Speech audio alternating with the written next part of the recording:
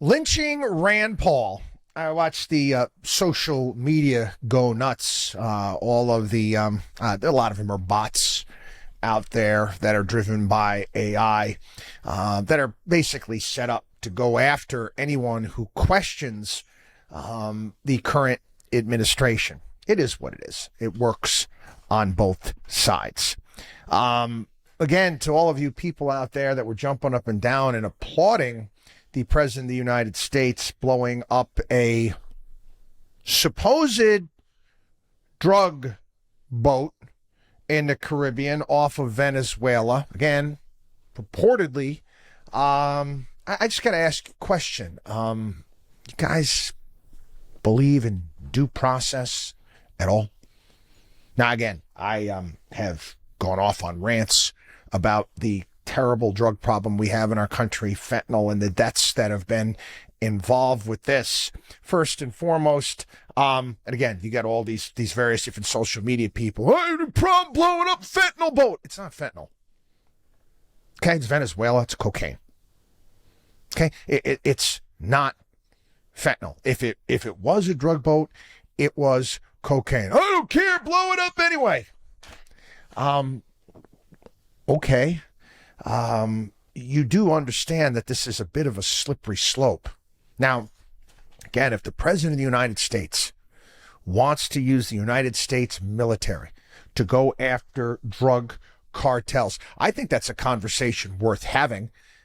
I really do. And I think that needs to be had. And I think it needs to be had in Congress. And then we declare a war. And this is what we're going to do.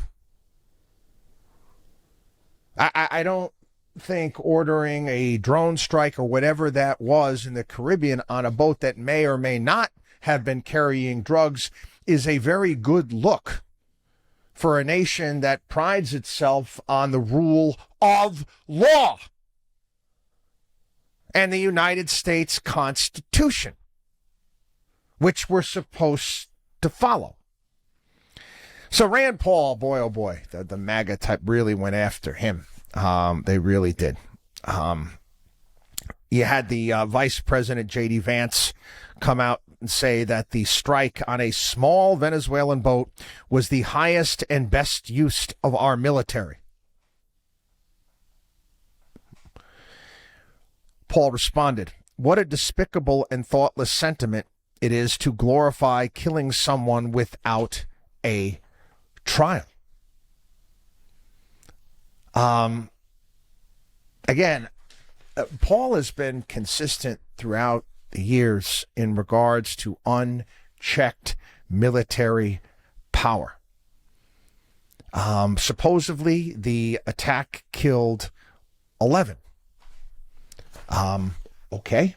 Do we know if it's legal? Do we know if it's morally justified? He said maybe the boat was coming here, maybe it wasn't, but nobody's even asking whether we need to prove that. We just blow them up. He says, I got no love lost for these people, but at the same time, is this the new Coast Guard policy? Almost none of the boats we've interdicted does it end up with us blowing up the boat. He said, but what I really think ticked me off and got me going, he's talking about Vance, was for someone to glorify the idea of killing people without any due process and saying he just didn't give a shit what anybody who was going to criticize him was going to say. That, to me, was disdain for human life and disdain for the processes. And he said, no one has responded. No one has said anything in the White House, but they have. They've sicked social media after Rand Paul. They also made a comment about To Kill a Mockingbird. And, it was fascinating as well as all of the MAGA influencers that back Trump with anything and everything that he does or says, whatever it may be. Again, I compare him to cult members, basically high-fiving one another, claiming that they never read To Kill a Mockingbird. I was like, really? You guys didn't make it past sixth grade?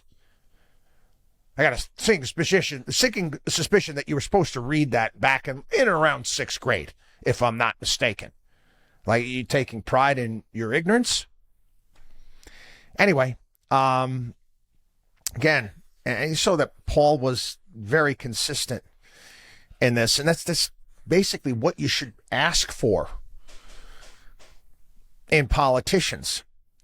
In 2013, Rand Paul spoke for nearly 13 hours filibustering Obama's use of drones on American citizens overseas. And I quote, "I've been the most foremost critic of their use against Americans or civilians. I have not, however, opposed the concept of using drones in war. That position remains unaltered today.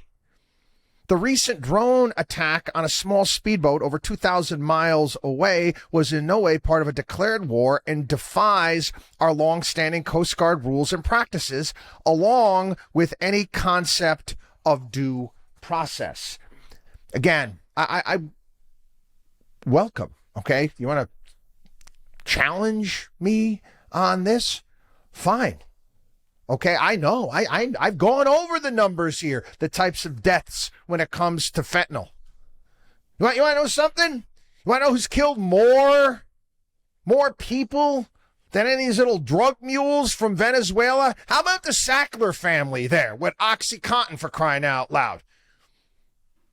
Oh, yeah. You had none other than, what was her, Mary Jo? I forget her name. And Rudy Giuliani. They were defending the Sackler family.